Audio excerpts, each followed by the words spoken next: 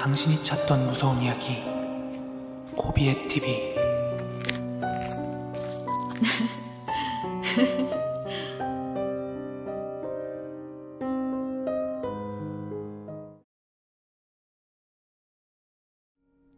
치얼스 마이 라이프님의 제보 사연입니다. 저희 외가댁 친척형 중 한 명은 오랜 기간 소방관으로 근무해왔습니다. 원래 소방관이 되기 이전에는 명절 때마다 꼬박꼬박 만났었는데 소방관이 되고 난 뒤로는 잘 못 볼 때가 많았습니다. 그러다 언젠가 추석쯤이었나? 아마 날이 가을 날씨로 바뀌고 있을 철이었으니까 추석이 맞을 겁니다. 진짜 오랜만에 온 가족이 다 모이던 날, 그 형도 큰애 삼촌 댁에 방문을 하게 되었는데 그날 형이 해준 이야기가 아직까지도 너무나 기억에 선명하게 남아있습니다. 친척형의 근무지는 구체적인 언급은 불가능하지만 동해 어딘가에 있는 소방서였고, 따라서 도심에 있는 소방서와 달리 바닷가 근처에서 발생하는 사건 사고 때문에 출동하는 일이 종종 있었다고 합니다. 그 전에 이 이야기가 왜 나왔냐면, 저희 가족은 집이 천안이다 보니까 명절에 멀리 포항까지 가면 저는 밤에 잠깐 나와서 방파제 가서 낚싯대도 던져보고 그렇게 놀다 들어오곤 했거든요.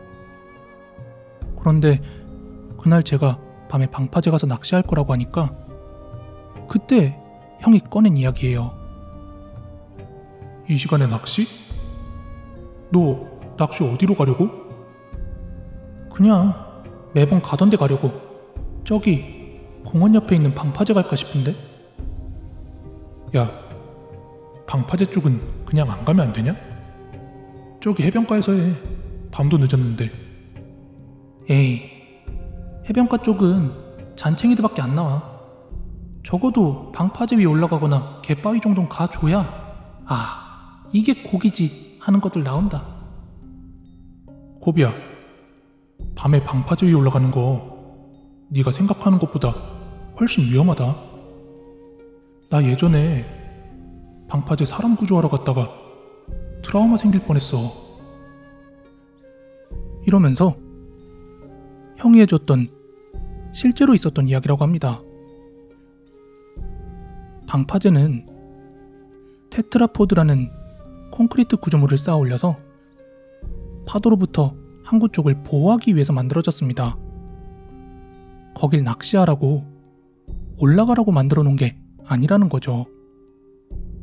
그렇다 보니까 그 구조물의 사이즈들이 결코 작지가 않은데 위에서부터 아래까지 물이 일렁이는 바닥까지는 뻥 뚫린 곳들의 경우 수미터 이상의 낭떠러지가 형성이 됩니다. 거기에 떨어지면 죽거나 크게 다치고도 살려달라는 소리를 밖에 있는 사람이 전혀 들을 수가 없기 때문에 서서히 죽어가거나 저체온증으로 사망하는 경우가 많다고 하죠.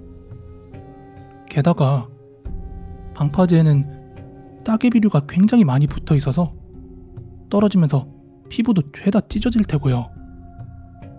아마 이런 이야기는 비슷한 관련 괴담에서 다 들어보셨을 테죠. 그런데 어느 날 형네 소방서로 구조 요청이 들어왔다고 합니다. 어느 낚시꾼이 방파제 위로 옮겨다니면서 낚시를 하던 중 방파제 아래로 떨어져 있는 사람을 발견했다고 합니다.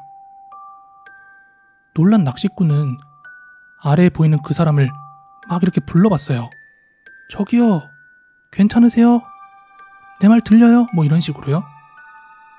근데 떨어질 때 충격 때문에 의식을 잃은 건지 아니면 죽은 지 한참 된 건지 분간이 가지 않았대요. 그래서 일단은 곧장 119에 신고를 하기에 이르렀죠. 그리고 그 현장에 저희 친척형과 동료분들이 출동을 하게 되었고, 소방관이 출동해서 그 주변이 시끌시끌하니까 주변에 낚시하던 사람들이나 그 주변 어촌 사람들이 좀 몰려왔었나 봅니다. 그런데 그 사람을 구조할 때 형을 비롯해서 주변에 있던 모든 사람들이 경악할 수밖에 없었대요. 그 이유가 방파제에서 떨어진 그 남성은 이미 숨을 거둔 상태였고, 그나마도 얼굴에는 아직 부패가 일어나고 있지 않은 걸로 봐서 떨어진 지 아주 오래된 것 같진 않아 보였답니다. 그치만 이미 그 구조대원들은 느낌이 쎄한 걸 느끼고 있었답니다. 그 수미터 아래 방파제로 내려가서 대원들이 그 남성을 끌어올리자 그 남자 가슴 아래로는 뼈밖에 남지 않았답니다. 물속에 있던 가슴 아래의 살과 내장들은 이미 물고기들이 다 파먹어버린 상태였다고 합니다. 그 사람, 만약 그 낚시꾼이 발견 못했거나 욕심낸다고 발길한다는 곳까지 더 깊게 들어갔었으면 훨씬 늦게 발견돼서 이미 방개들이 상체까지 다 먹어버렸을걸? 그렇게 방파제 위험하다고 해도 매년 사고 신고 꾸준하게 들어온다? 너도 진짜 조심해. 겁주려고 하는 소리 맞아. 물론 저도 방파제가 위험하다는 사실은 익히 알고 있었지만 현장에 있는 사람이 구체적으로 묘사를 하면서 이야기해주니까 해변에서조차 낚시하고 싶은 마음이 싹 가시더라고요. 게다가 명절이라고 놀러왔지만 계속 소파에만 드러누워 있던 형의 마음도 어떤 마음인지 알 것 같더군요. 그러면서도 궁금한 마음에 출동 현장에서 본 어떤 충격적인 장면들이 또 어떤 것이 있느냐 하고 물어봤는데 형이 방파제 이야기는 노파심에서 해준 이야기였을 뿐이라면서 본인 경력 내에 손에 꼽는 몇 가지 끔찍한 장면들이 있는데 그런 것들은 일반인들이 이야기만으로도 트라우마를 전가할 수 있을 것 같다면서 입을 꾹 닫더라고요. 얼마나 끔찍한 장면들이길래 그렇게 고개를 저으며 입을 닫았을까요? 제 이야기는 여기까지입니다. 이거 불과 어제 들은 소식입니다. 진짜 너무 무섭고 황당해서 제보를 드려보는데요. 현재 저는 프리랜서 사진작가로 일하고 있고요. 결혼식이나 행사, 여러 곳에 출장 작업을 많이 다닙니다. 그러다 최근에 제 블로그를 보시고는 한 커플이 웨딩 사진 촬영 문의를 주셨습니다. 지금 생각하면 진짜 당최 왜 저한테 문의를 줬는지 황당할 따름입니다만 2박 3일 일정으로 제주도로 촬영을 다녀왔습니다. 숙소도 그쪽에서 다 잡아줬고 페이도 괜찮아서 굳이 제가 마다할 이유가 없었고 일정대로 제주도에서 두 커플의 웨딩 촬영을 진행했습니다. 화장이나 의상 같은 것도 그쪽에서 다 셀프로 준비를 했기 때문에 저는 따라다니면서 사진 촬영만 했고 사전에 그 커플이 요구했던 대로 그들의 여행에 제가 굳이 개입을 하지 않고 자연스러운 사진들을 담아냈습니다. 물론 중간중간에 짧은 대화가 있긴 했지만 일반적인 커플과 크게 다를 게 없다고 느꼈습니다. 정말로요. 그저 평범했습니다. 숙소로 돌아온 밤에는 그날 찍었던 사진들을 셀렉하고 또 보정하며 리터치 작업을 했고요. 그렇게 제주도에서 일정을 마치고 서울로 돌아온 저는 남은 사진들을 리터치 후 커플들에게 연락하여 전달받은 이메일로 사진들을 발송했습니다. 그런데 어제 진짜 충격적인 소식을 접했어요. 제가 사진을 찍었던 그 커플이 동반 자살을 했다는 소식입니다. 그런데 더 믿을 수 없는 사실은 지금 그쪽 부모님이며 경찰 조사과 등 계속 연락을 받고 있는데 그 둘이 남매랍니다. 서로 밥을 먹여주던 모습, 그리고 입을 맞추던 모습, 너무나도 자연스러웠던 그 모습들이 고스란히 사진으로 남아있는데요. 심지어 제가 보낸 그 이메일 주소는 그 커플, 아니 그 남매의 메일 주소가 아니라 어머니의 메일 주소였습니다. 정말 제 커리어에 있어서 역대급으로 소름 돋는 일로 남을 것 같습니다. 앞으로 그 어떤 일이 일어나도 이번 일만큼의 충격은 없을 것 같습니다. 코비TV 구독자 디테일님의 제보 사연입니다. 때는 바야흐로 SNS조차 발달하지 않았던 그 시절, 저는 초등학교 2학년이었습니다. 학교에 부모님들께서 배식하러 오시던 시절, 부모님들 사이에서는 이상한 소문이 돌고 있었습니다. 그 소문은 이랬습니다. 그 당시 차량 왕래가 많지 않던 구포삼동 어느 산길에서 한 아버지께서 새벽에 불빛 하나 없는 산길을 지나가던 중에 수상한 행동을 하고 있는 여성 둘을 목격했습니다.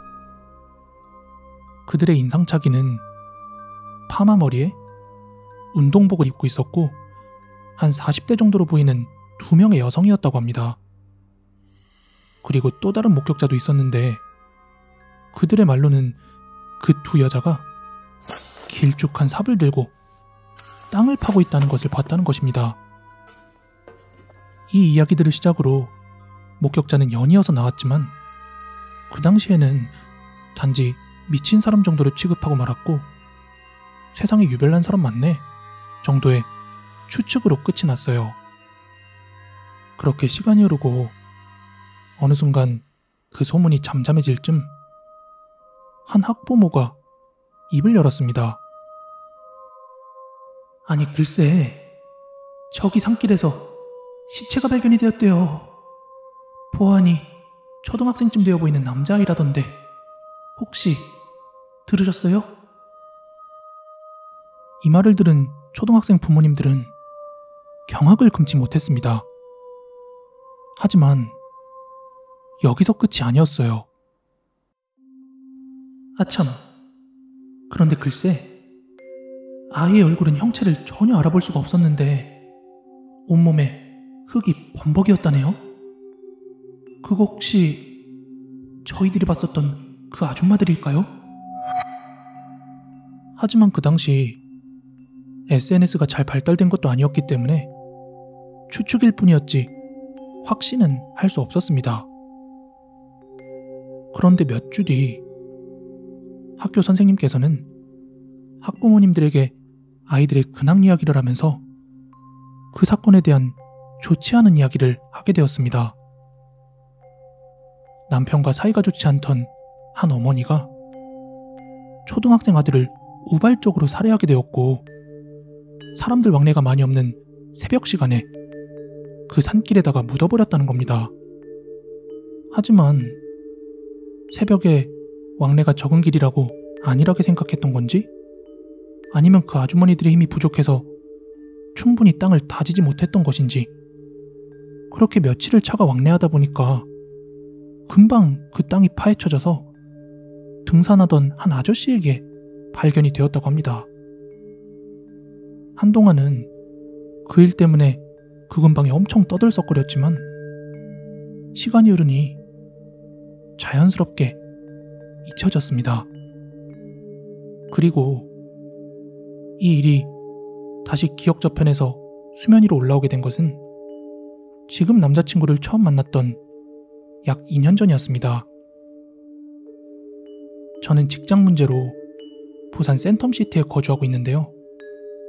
아직 본가는 구포에 있습니다. 그날은 주말이었는데 다음날 출근을 위해서 다시 센텀에 있는 자취방으로 가야 했는데 가족들과 시간을 보내다 보니까 꽤 늦어진 거예요, 시간이. 그래서 다음날 일찍 출발해야 하나? 하고 생각을 하다가 남자친구가 센텀까지 데려다 주겠다고 저를 본가까지 데리러 온 거예요. 지금 영상 속에 보이는 이 길을 지나서요. 그런데 제 자취방으로 향하는 차 안에서 남자친구가 그러더군요. 자기야, 나 아까 이상한 거 봤다? 어? 뭔데? 여기 원래 사람들 잘 안 다니지? 대낮에는 모르겠는데 이 시간에는 차도 많이 안 다녀? 그래서 말인데 아까 이상한 거 봤어. 내 착각인가? 어? 뭘 봤는데 그래? 자기 눈이 왜 이렇게 진지해? 무섭게 왜 그래? 아니 그게 아니라 나는 분명히 내 앞에 사람을 전혀 못 봐서 쭉 계속 운전해왔단 말이야. 그런데 어느 순간 내 차 뒤쪽으로 어린애가 하나 서 있더라고. 부모도 없이 이 어두운 시간에 여기를 돌아다니는 게 이상하지 않아?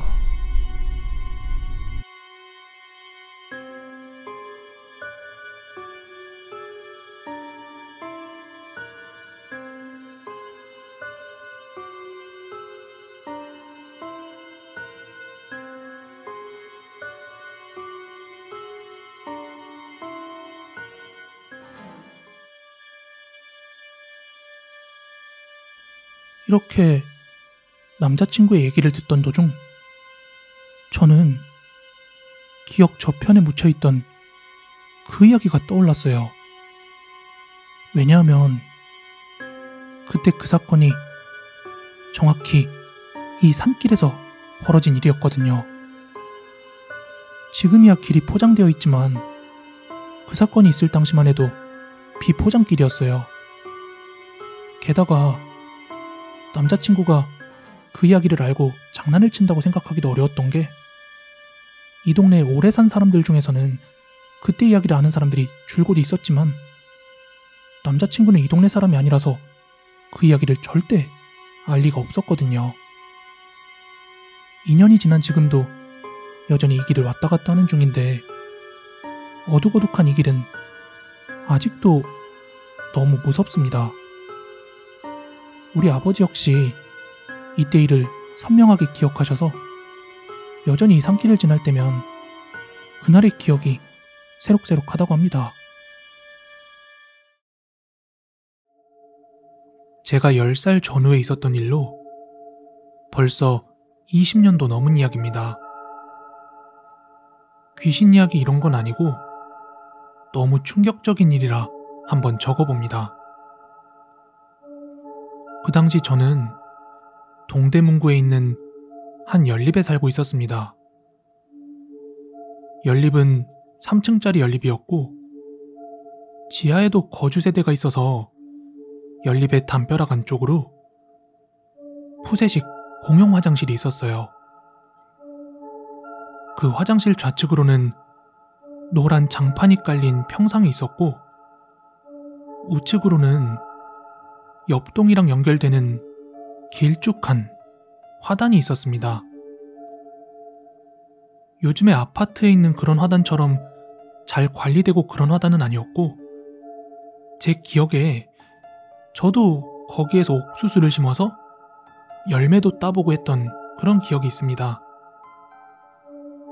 그러다가 어느 날은 저희 아버지와 동네 어르신들이 그 화단에 큰 구덩이를 파기 시작했습니다. 그 이유는 거기에 김장독을 묻기 위함이었는데요. 그 당시만 하더라도 지금처럼 집집마다 김치냉장고를 갖춰놓고 이런 거 없던 시절이었거든요. 뭐 우리 집만 그랬나? 하여튼 그게 너무 어릴 때라서 겨울이었는지 여름이었는지 솔직히 잘 기억은 안 납니다. 구덩이에 넣어진 큰 항아리 안쪽으로는 비닐이 하나 더 떼어져서 김치가 잔뜩 담겨졌고 항아리가 다 묻히고 났을 땐 화단 위로 김장독의 뚜껑만 보였죠. 개수는 정확히 기억이 납니다. 총 3개의 항아리가 묻혀 있었고 그 중에 가장 왼쪽에 있던 게 저희 집 거였어요. 서울 도심에 있는 연립주택이지만 생각해보면 지금은 보기 힘든 정겨운 장면이었습니다. 하여튼 어린 시절의 저는 편식이 워낙 심해서 김치는 입에도 가져다 대지 않았는데요. 저는 그냥 엄마가 김장독에서 김치를 꺼내오는 게 너무 재밌어 보여서 그냥 같이 꺼내러 가곤 했었습니다. 그러다 얼마나 지났는지 모르겠는데 엄마가 김치 맛이 좀 이상하다고 말하던 그런 기억이 납니다. 저야 김치를 먹지 않았으니까 맛이 어떻게 이상하다는 건지 알 바가 아니었죠.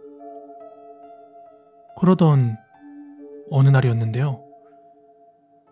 해가 저물어 가던 저녁 식사 시간 무렵 집 바깥 화단에서 동네가 떠나가라 비명소리가 들렸습니다. 그 비명소리는 1층에 살던 엄마랑 함께 나란히 김장독을 묻었던 한 아줌마였어요. 놀란 엄마는 창밖을 내다보더니 서둘러 현관 쪽으로 나가기 시작했고 저도 궁금한 마음에 엄마를 따라 나섰습니다.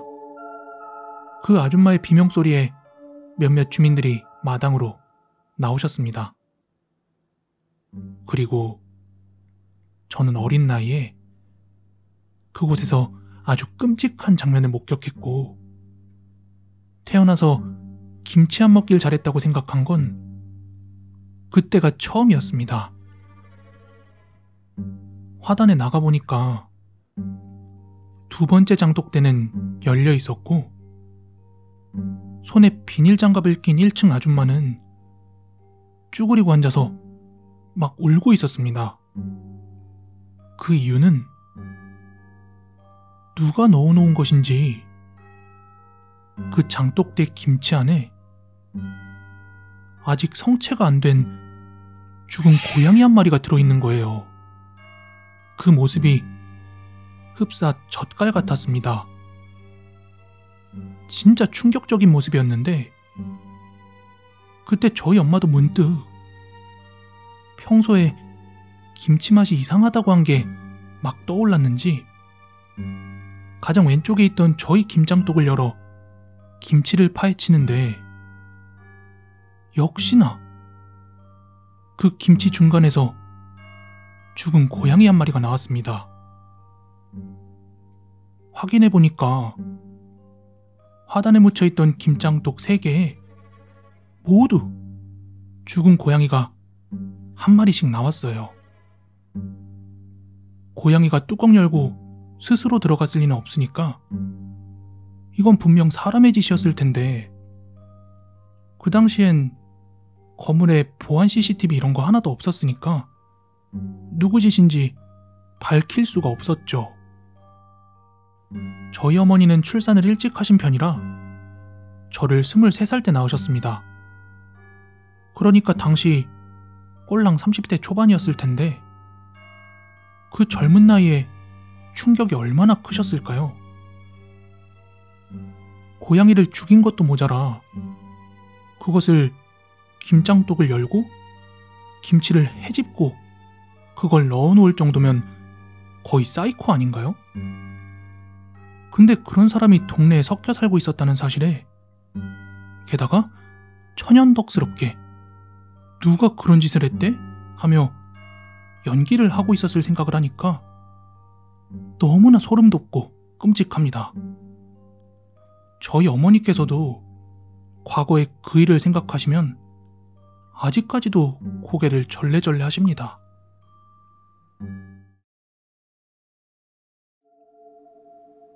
이건 미대 입시 준비하던 제 친구에게 들은 이야기입니다. 친구가 그러던데 확실히 예술을 하는 친구들이다 보니까 감정의 기복이 작품에 영향을 많이 준다고 합니다. 어떤 이는 자기가 항상 쓰던 익숙한 도구를 써야 마음이 편하고, 또 어떤 이는 미리미리 사전에 준비를 하고 자기 자리에서 명상을 좀 해야 마음이 편해지는 사람도 있대요. 그리고 또 어떤 사람은 마치 주문처럼 아주 짧은 몽땅 사비연필을 부적처럼 가지고 다니는가 하며 뭐 여러 가지로 각자의 습관이 다 있다고 합니다. 그리고 실기시험을 위해 대학교에 가면 꼭 나타나는 종류의 인간들이 있다고 하더라고요.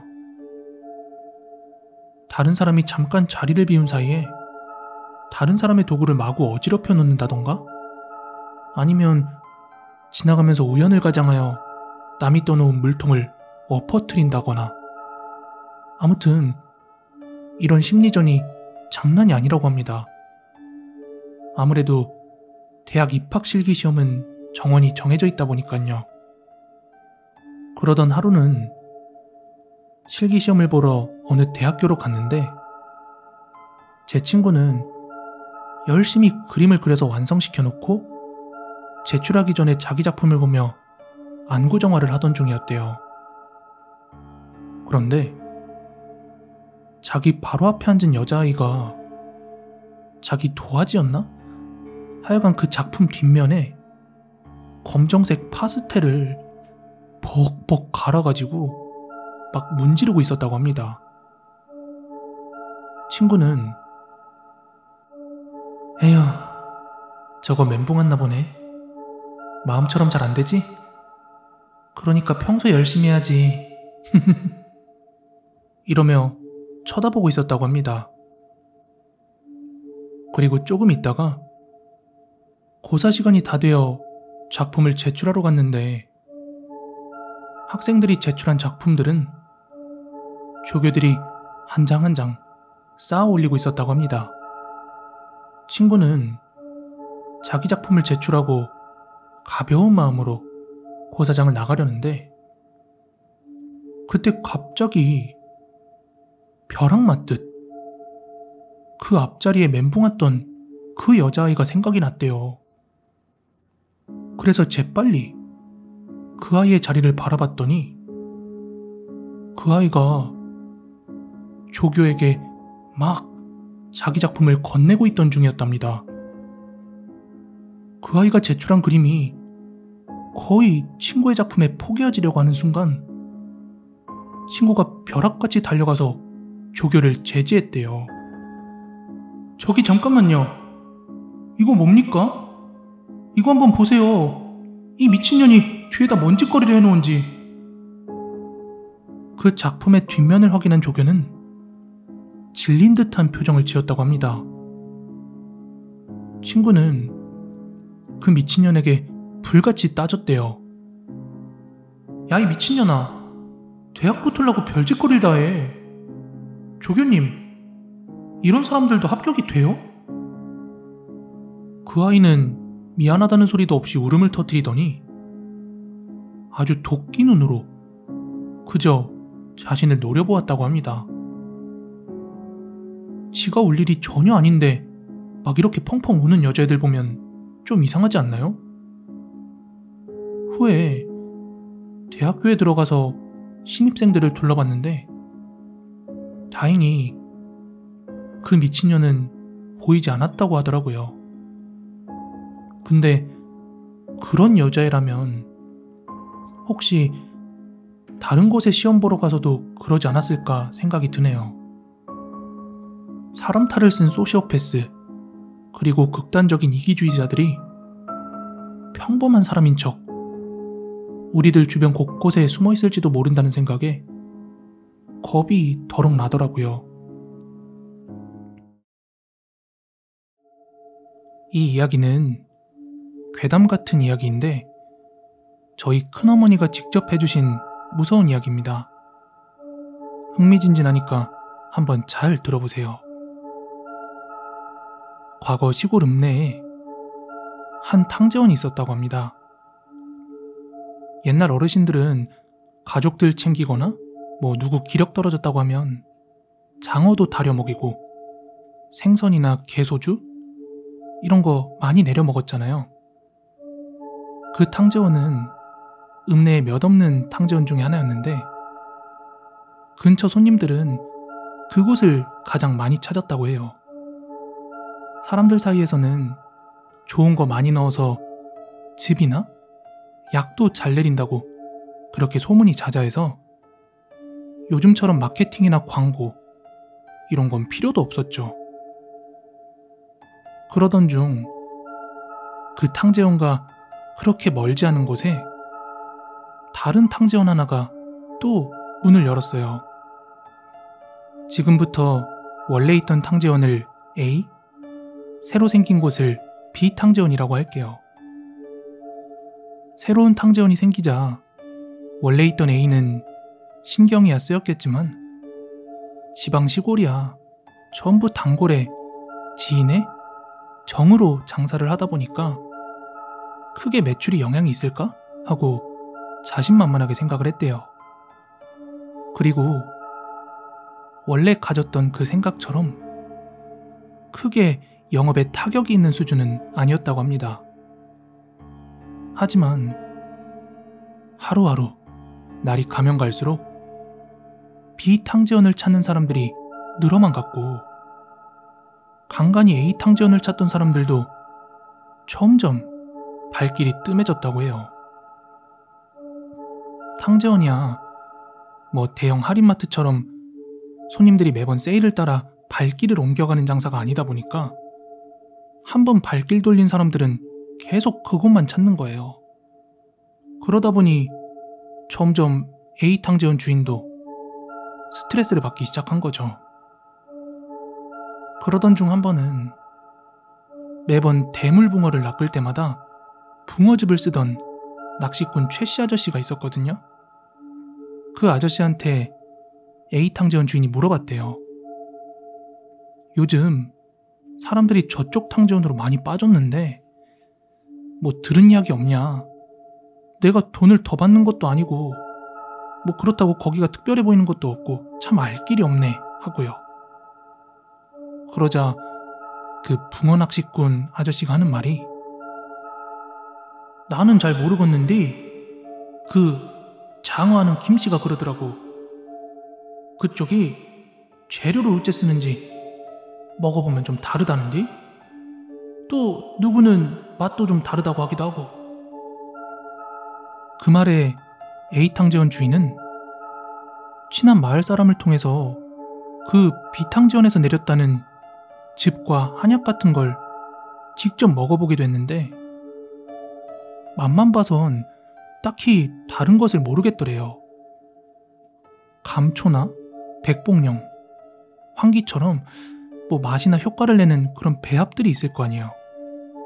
근데 탕제원 하루 이틀 하는 게 아니다 보니까 먹어보면 어느 정도 안 돼요. 뭐가 들었는지. 하지만 직접 맛을 보니까 그닥 자기네 것보다 나은 것을 모르겠더랍니다. 그리고 그 다음 날이었어요. 아침에 일어난 A탕제원 사장님은 깜짝 놀라고 말았습니다. 왜냐고요? 이상하게도 평소와 달리 아침에 몸도 너무 가볍고 눈도 번쩍 잘 떠지더랍니다.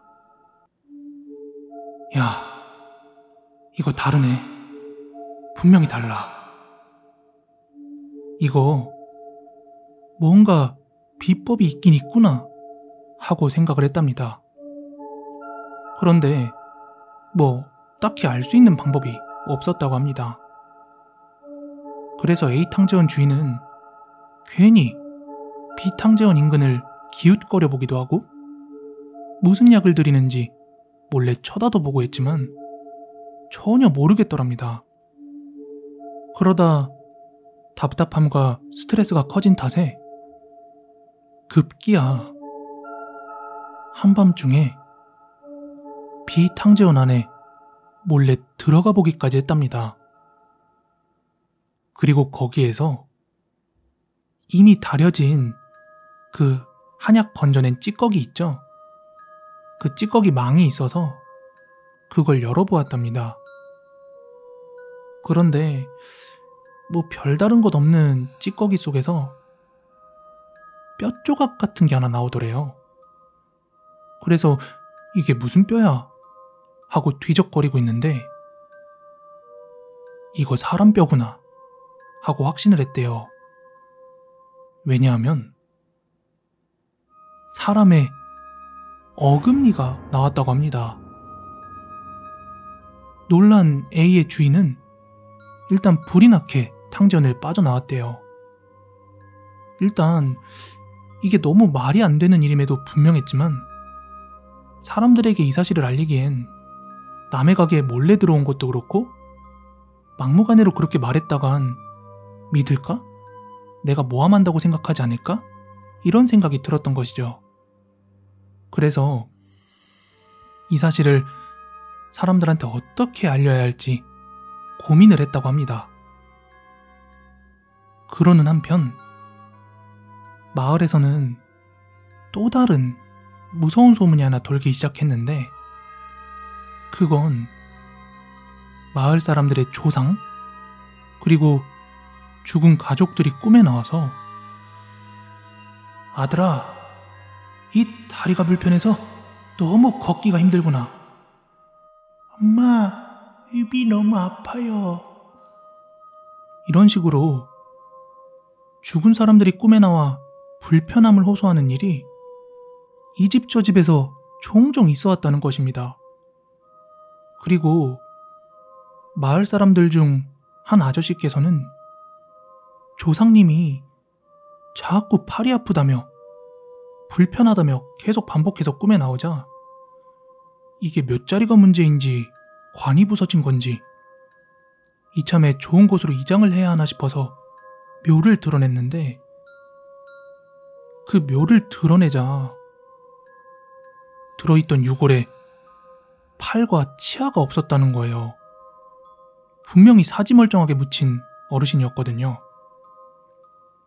그 소문에 놀란 마을 사람들 중 일부는 그때서야 부랴부랴 가족들의 묘를 살피기 시작했는데 다른 유골들도 치아와 신체 중 일부에 뼈가 사라졌다는 겁니다.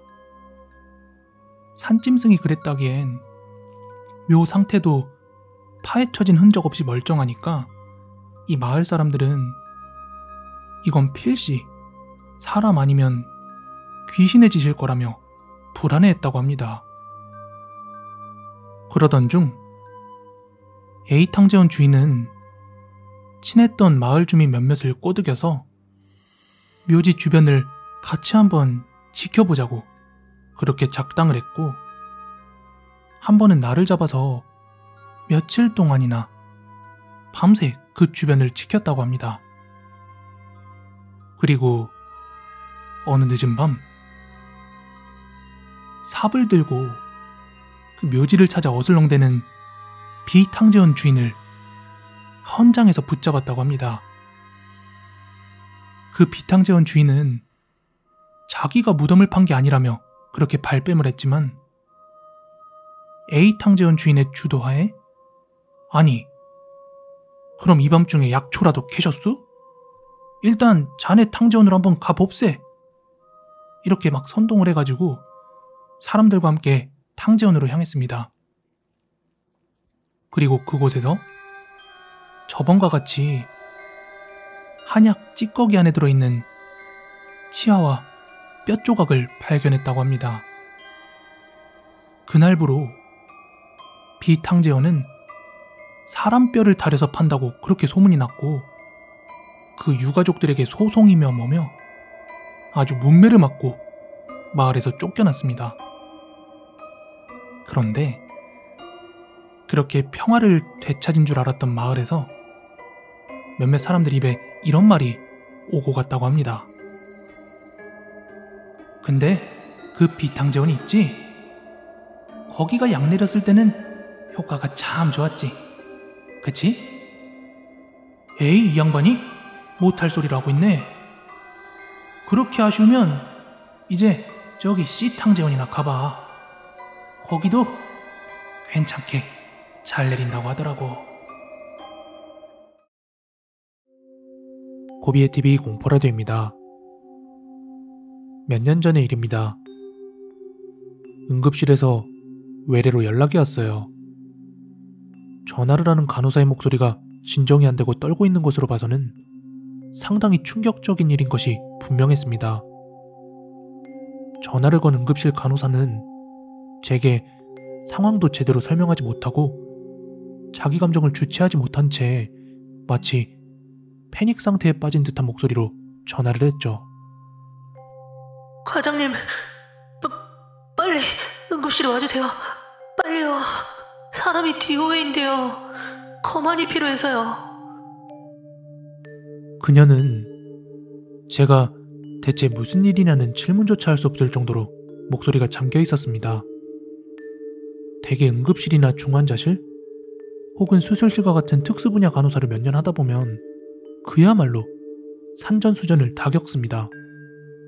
특히 그 중에서도 응급실이나 중환자실은 일반인들이 상상조차 할 수 없을 정도로 이 세상에서 일어날 수 있는 모든 비극적인 일들은 다 경험하게 되는 곳이죠.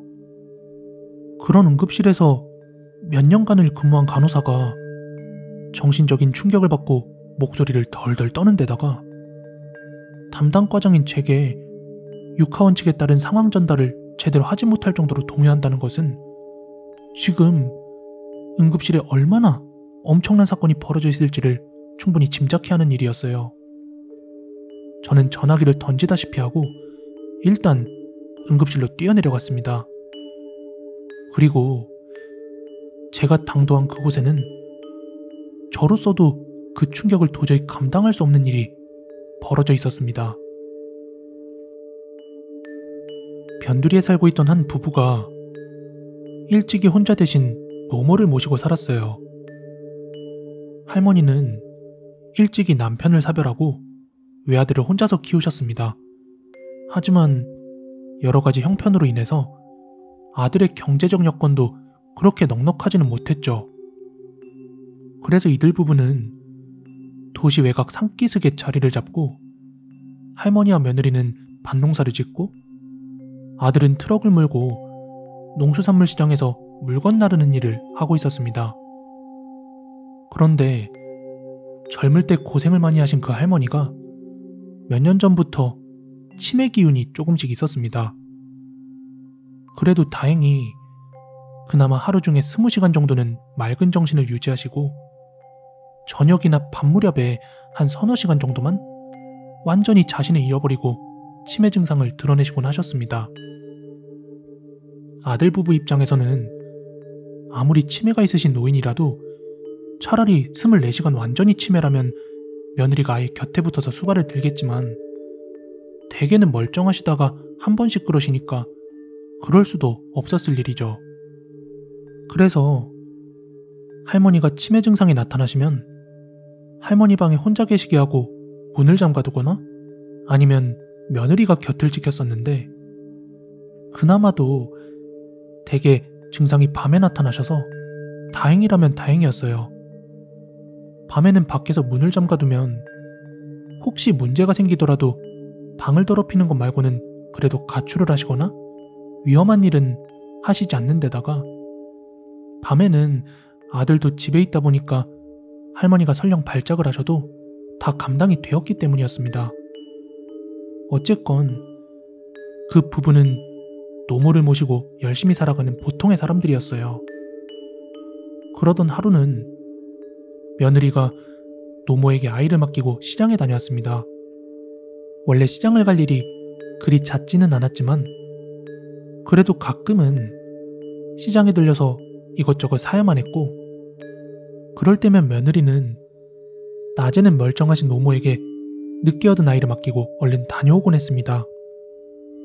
할머니도 늦게서야 본 손주라 애지중지하셨고 그들 부부에게도 아이는 그나마도 유일한 행복이었습니다. 며느리가 버스를 타고 시장에 가서 장을 본 다음에 한 2시간 정도 있다가 집에 돌아왔습니다.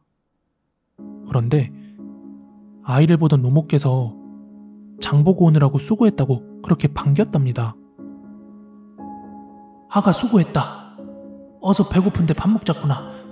내가 넣으면 먹으려고 곰국 끓여놨어. 며느리는 곰국을 끓여놨다는 할머니의 말에 갸우뚱했습니다. 왜냐하면 최근에 소뼈를 사다 놓은 적도 없었는데 노모께서 곰국을 끓이셨다 하니까 말이죠. 그렇게 의아해하면서 부엌에 들어가 보니까 정말 솥에서는 김이 펄펄 나면서 곰국을 끓이는 냄새가 진동을 하고 있었죠. 며느리는 그 솥뚜껑을 열어보고는 그 자리에서 혼절했습니다. 저는 지금 가능하면 담담하게 이 끔찍한 일을 기록하려고 하고 있지만 다시금 그 장면을 기억하는 제 심장이 부담스럽고 손에서는 땀이 나기 시작하네요. 그 뜨거운 솥에는 아이가 들어있었습니다. 그리고 그 아이가 거만을 위해 응급실로 들어왔어요. 그때 저는 생애에서 가장 끔찍하고 두 번 다시 경험하기 싫은 장면을 제 두 눈으로 확인해야 했습니다. 저는 저대로 피가 얼어버리는 충격 속에서 응급실 시트 위에 올려진 형체를 구분할 수 없을 정도로 부풀어진 아이의 몸을 진찰하고 앞뒤로 살피면서 거만서를 기록해야 했고 또 너무나 끔찍한 장면에 차마 눈을 감아버리고 집단 패닉 상태에 빠져있는 간호사들의 혼란도 같이 다독거려야 했습니다. 아이 엄마는 아예 실신해서 의식이 없었고 할머니는 그 자리에 보이지 않았습니다. 저는 그 후 이 일이 어떻게 되었는지는 전혀 모릅니다. 저는 의식적으로 그 일이 이후에 어떻게 전개되었는지 알려고 하지 않았죠.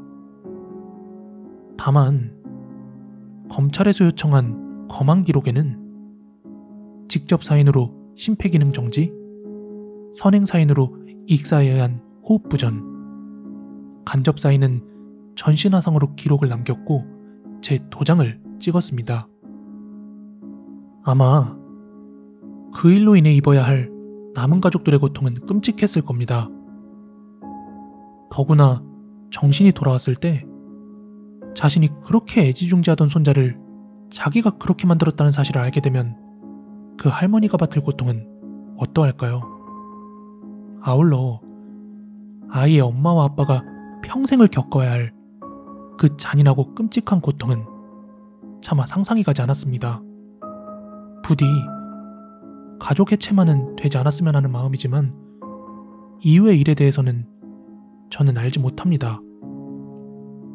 저는 지금 이 글을 쓰면서 내가 지금 치매나 기타 노인 질환에 대한 대책이 필요하다는 글을 쓰는 것인지 아니면 인생을 살면서 우리가 겪을 수 있는 극단적인 가혹함이 이런 것이라는 말을 하고 있는 것인지 저 자신도 목적지를 잃어버렸습니다. 그러나 한 가지 분명한 것은 삶은 이렇게 대책 없이 참혹하기도 한 것이라는 사실입니다.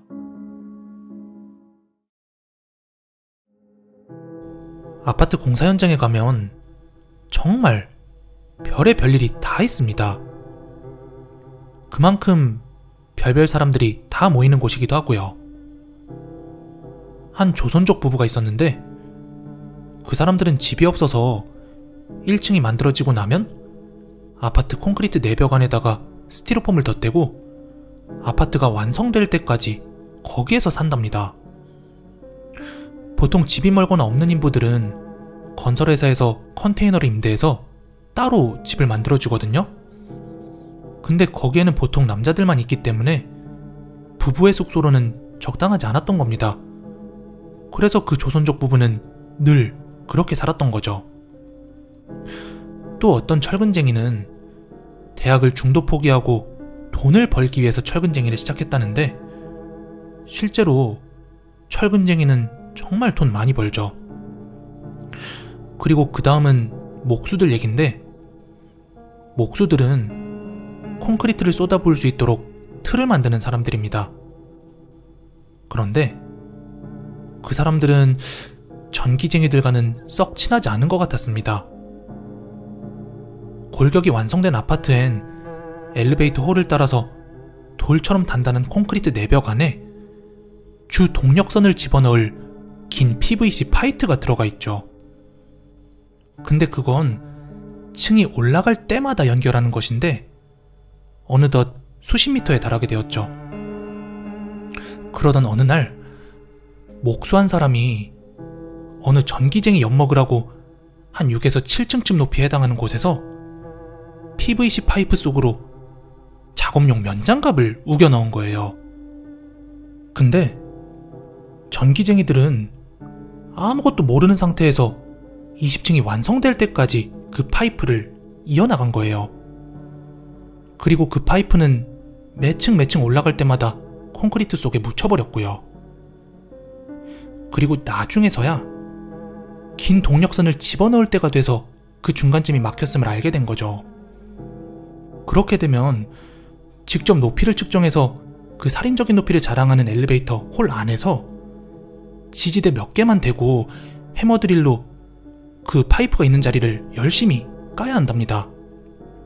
진짜 무섭죠. 콘크리트 조각이 떨어져 나가면 그 밑으로 낙하하면서 지하 3층쯤 되면은 고인 물이 있거든요. 그 위로 콘크리트 조각이 떨어지는 소리가 작업자를 엄청 긴장하게 만들죠. 그렇게 나중에서야 이게 목수들의 장갑이라는 게 밝혀진 거예요. 그래서 열이 잔뜩 받은 전기십장이 목수들의 컨테이너 숙소의 전기를 다 끊어버렸죠. 그런데 전기는 전기가 위험하다는 사실을 모르는 사람들이 장난을 칠 때 정말 위험합니다. 목수 한 사람이 다시 또 보복을 하기 위해서 전기쟁이 숙소로 들어가는 전기선을 잘라버린 거예요. 그런데 퇴근을 한 전기쟁이가 컨테이너로 들어오고 있는데 같은 동료가 컨테이너 벽을 잡고 막 몸을 부르르 떨고 있더랍니다. 뭐 하세요? 그리곤 컨테이너 위에서 불꽃 같은 게 튀는 걸 보고 그제서야 그 사람은 동료가 전기에 감전되었음을 알아차리게 된 거죠. 그 사람은 동료를 발로 차서 떼어낸 다음에 이 사실을 얼른 전기쟁이들한테 알렸습니다. 그리고 나중에 주변이 정리되고 나서 컨테이너 위를 보니까 거기에 또 목수한 사람이 죽어 있는데 전기쟁이 숙소로 들어가려는 그 전선은 끈타가 죽은 거였죠. 미련하게 차단기를 거치지 않은 동력선을 끊어서 거기서 죽은 겁니다. 공사장은 되게 위험천만한 곳이에요.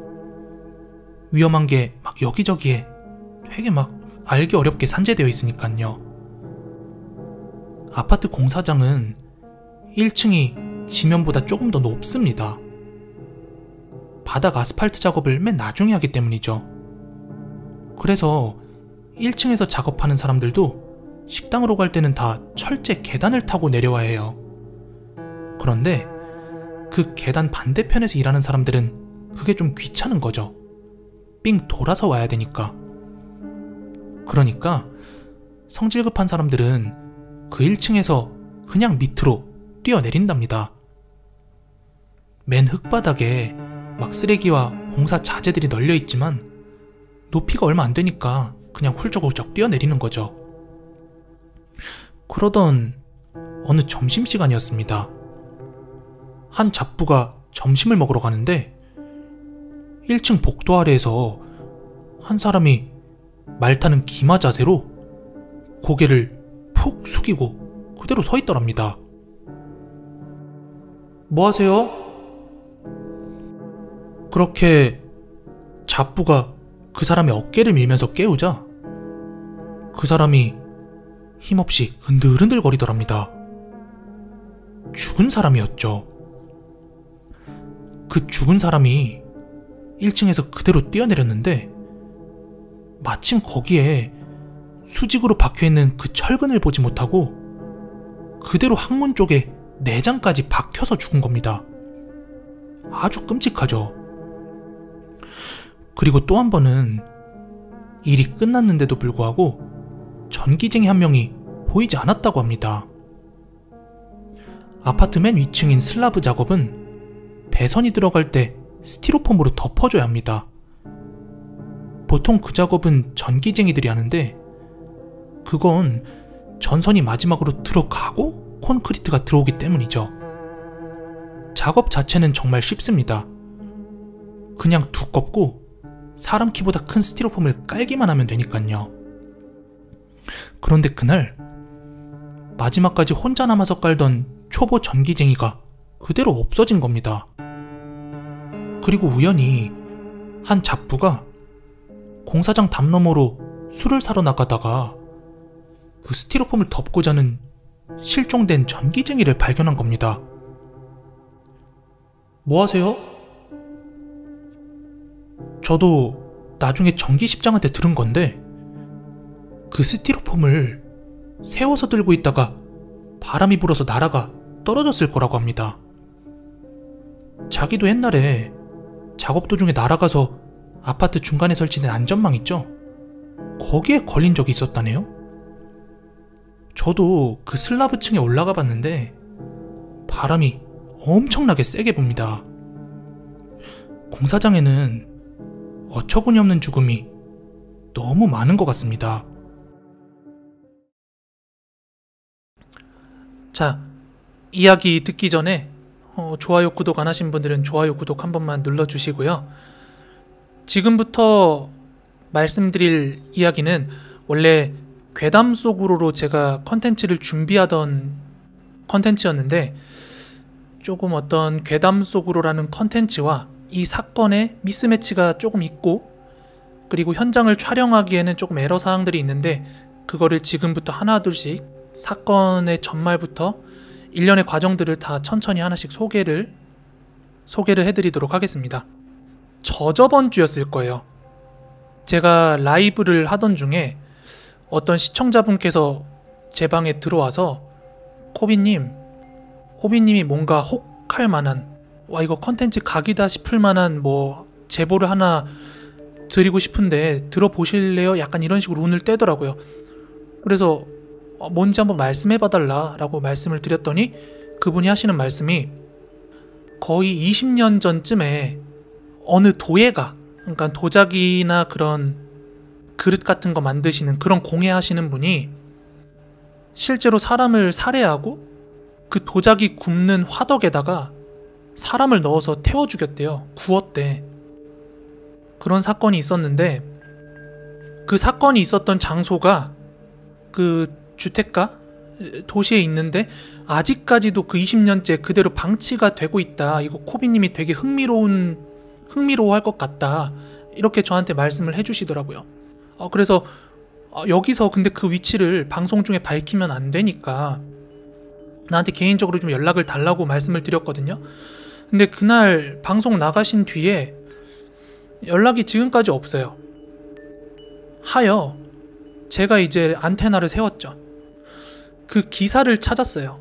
그 사건에 대한 기사를 찾았는데 우선 사건의 내용을 조금 설명을 드릴게요. 때는 2004년이거든요. 지금으로부터 19년, 거의 20년 돼가는 사건이죠. 2004년이었는데 춘천에 도예 공방이 하나 있었어요.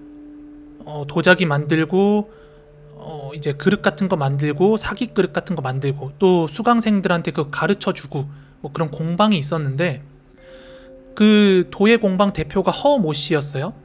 당시 나이로 30대 초반인가 그랬던 걸로 기억을 하는데 그 사람이 청각장애가 있어요. 청각장애가 있는 도예 공방 대표였는데 거기 수강생 중에 여잔데 문모 씨라고 할게요. 문씨성을 가진 여성 대학원생이 거기 다니고 있었거든요. 그런데 이제 그 둘이 시비가 붙었어요. 어떤 시비가 붙었냐면은 대학원생 여성분이 수강료를 밀렸대요. 그래서 대표 허모 씨가 그 수강료를 달라고 그랬는데 이 대학원생이 청각장애인을 무시하는 듯한 말투로 일종의 도발을 했다고 합니다. 이거는 어디까지나 지금 가해자의 주장이에요. 그래서 우발적으로 이제 폭력을 가했는데 그 여자가 죽어버린 거야. 그래가지고 자기는 욱해가지고 그 여자를 죽였는데 이거 까딱 잘못하면 자기가 이미 살인범이지만 살인범으로 이제 가게 생겼으니까 처리를 해야 되잖아요. 그래서 이 여자를 그 공방 안에 있는 화덕에 넣어서 태워요. 증거인멸하려고. 근데 이 과정에서 시신이 아무리 시신을 불태우고 화덕에 구워서 뭐 그렇게 했다고 해도 뭐 뼈라든지 남은 어떤 육체라든지 그 소지품 같은 거 있을 거 아니에요. 그런 것들을 이제 다 처리를 해야 되는데 혼자는 버거우니까 이 주범인 허 모 씨가 공범을 하나 구해요. 조 모 씨라고, 조력자죠. 근데 그 조 모 씨도 농아, 귀가 안 들리는 사람인데 뭐 이제 청각장애인들 모임 같은 데서 알게 된 사람인가 봐요. 그래서 그분한테 도와달라고 해가지고 둘이서 그 시신을 유기를 해요. 불태운 시신을 뭐 근처에 있는 하천이나 한 세 곳에 걸쳐가지고 시신을 유기를 해요. 증거들이랑. 그런데 피해자가 공방 갔다가 갑자기 죽어서 안 돌아오니까 집에서는 뭐 죽었는지 어쨌는지 그때 몰랐겠죠. 그래서 실종 신고를 했고, 실종 신고가 접수되니까 이제 경찰 쪽에서는 그 주변 지인들을 토대로 계속 탐문 수사를 한 거예요. 이렇게 탐문 수사를 하다 보니까 유족 측에서 그 조력자 조 모 씨 있죠? 그 사람의 그 사건 당일날, 그러니까 실종 당일날 행방이 뭔가 좀 수상하다 해가지고 경찰이 이 사람을 이제 집중적으로 조사하기 시작한 결과 조 모 씨라는 사람이 범행 일체를 자백을 합니다. 이제 허 모 씨는 자기 홍천인가 어디 있는 부모 집에 숨어 있다가 잡혔다고 하더라고요. 그래서 그 둘이 이제 경찰에 입건이 됐고, 여기까지가 일단 1차적으로 기사가 났던 내용이에요. 걔네들이 검거가 되고 나서. 여러분들 이 기사만 보면은 마치 그 피해자 문 씨가 가해자들을 뭔가 자극해서 폭행을 당하다가 죽어서 일어난 그런 사건들 같잖아요. 근데 유가족들이 항변을 했던 그 기사 내용들도 있거든요. 그 기사가 뭐였냐면은 문 모 씨 딸이 평소에 그 농아들을 장애인이라고 비하하고 그럴 사람이 아니다. 평소에 너무나도 잘 지냈다. 그 사람들이랑 청각장애우들이랑도 워낙 잘 지냈고 평소에 사이도 워낙 원만한 친구라서 그럴 리도 없을 뿐더러 당시에 이제 대학원생 문 모 씨가 열심히 아르바이트도 하고 돈도 모으고 그러고 있었기 때문에 수강료를 밀린다는 것 자체도 말이 안 된다 이러면서 유족 측에서 항의를 했다. 뭐 그런 기사도 있더라고요. 일단 거기까지가 사건의 내용이었는데 이 기사가 제가 파면 팔수록 계속 나오더라고요. 기사가 계속 나와. 그러다가 2004년 말에 2004년 8월인가 9월인가 10월인가 하여간 2004년 말에 최종 판결이 나요. 그 주범 허모 씨는 무기징역 받았고요. 조력자 조모 씨가 10년 받았거든요. 그러니까 조모 씨라는 사람은 지금 출소를 했을 거예요. 아직 유튜브에서 그 도예공 살인사건 이런 거 치면 그것이 알고 싶다에 나왔던 3년 전에 발생했던 관악구 모장가 모녀 살인사건 그것도 범인이 도예가더라고요. 그래서 그것만 지금 유튜브에 도배가 돼 있는데 아마 제가 이 영상을 올리면은 공포 유튜버들 중에서 냄새 맡는 사람들은 또 이 사건을 다룰 수도 있거든요. 제 생각에. 그러니까 이 출소한 조 씨는 이 영상을 볼 수도 있단 말이야. 내 생각에. 억하게 생각하지 마십시오. 아무튼 판결 내용에 보면 성폭행 혐의도 들어가 있거든요. 그니까 이거 걔네들이 처음에 주장했던 것처럼 뭐 수강료 밀리고 나를 농아라고 막 무시하는 듯한 말투 그게 아니라 애초에 성폭행에 살인 이런 게 다 어떻게 보면은 계획됐을 수도 있다. 그러니까 유족 측의 주장이 유족이 전혀 거짓말을 한 내용이 아닌 거죠. 이 내용만 보면. 여러분들 같으면은 뭐 청각장애 약간 무시하는 말투 같은 거 들었다고 갑자기 거기서 성욕이 폭발해서 성폭행을 해요? 아무튼 이런 사건이 있었던 그 현장이 아직까지 20년째 방치가 되고 있다는 제보를 받다 보니까 저는 거기가 어딘지 궁금해진 거예요. 어딘지 궁금해져서 그때부터 약간 명탐정 코난이 된 거죠, 진짜. 근데 이 도예가 허 모 씨 있잖아요. 주범 허 모 씨. 이 사람이 그때 기사가 막 크게 됐던 게 이유가 뭐였냐면은 이 사람이 그 장애인 기능장 올림픽이라는 뭐 대회가 있대요. 세계적으로 열리는 그런 올림픽, 패럴림픽 같은 거. 거기 이제 도예 부문도 있더라고요. 거기서 금메달 딴 이력도 있고 대통령 표창 같은 것도 받았대요. 그 사건이 있기 전에. 그래서 굉장히 유망하고 촉망받고 알려진 그런 도예가였대요. 좀 그게 이제 기사에 실려 있거든요. 그러면은 제가 이 추적의 범위를 줄일 수 있겠죠. 그래서 뭐 이래저래 막 계속 검색을 했어요. 검색하고 찾고 뭐 알아보다 보니까 이 사람 실명도 알게 되고 옛날에 이 사람이 어디서 공방을 했는지 그것까지 정확하게 사업장 주소지까지 검색이 어떻게 나왔어요. 사업장 명이랑 이 사람이 운영하던 게. 그래서 제가 그걸 어떻게 찾게 돼서 로드뷰로 직접 확인을 했어요. 로드뷰로 직접 확인을 했는데 거기가 골목이라서 완전하게 그 집이 보이진 않는데 멀리서 이렇게 줌을 땡길 수가 있거든요. 그래서 이제 제가 그 집을 확인하고 이걸 가야 되나 말아야 되나. 만약에 그 방치되고 있는 집이 이 무기징역수의 소유라서 이 무기징역수가 깜빵에 갔으니까 지금까지 방치가 되고 있는 거면은 거기가 사유지라도 이거 무기징역수가 나 뭐 어떡할 건데 지금 방치가 되고 있는데 약간 이런 생각이라서 한번 가볼까 생각을 했었어요. 가볼까 생각했는데 최근에 제가 그 등기를 떼봤거든요. 그 집이랑 토지 등기를 직접 그 등기 조회하는 등기소 사이트 들어가서 700원 주고 끊어봤는데 애초에 옛날부터 그 허모 씨의 등기가 아니더라고요. 주인이 따로 있었어요. 2000년도 10년 넘어가지고 한번 등기 이전이 됐어요. 근데 그 원래 소유주랑 이전된 소유주랑 같은 성씨더라고요. 그 말은 즉 이제 아마 주인은 애초에 다른 집이었는데 상속한 게 아닌가. 근데 다만 이제 흉흉한 사건이 있다 보니까 그냥 방치해 놓은 정도가 아니었나.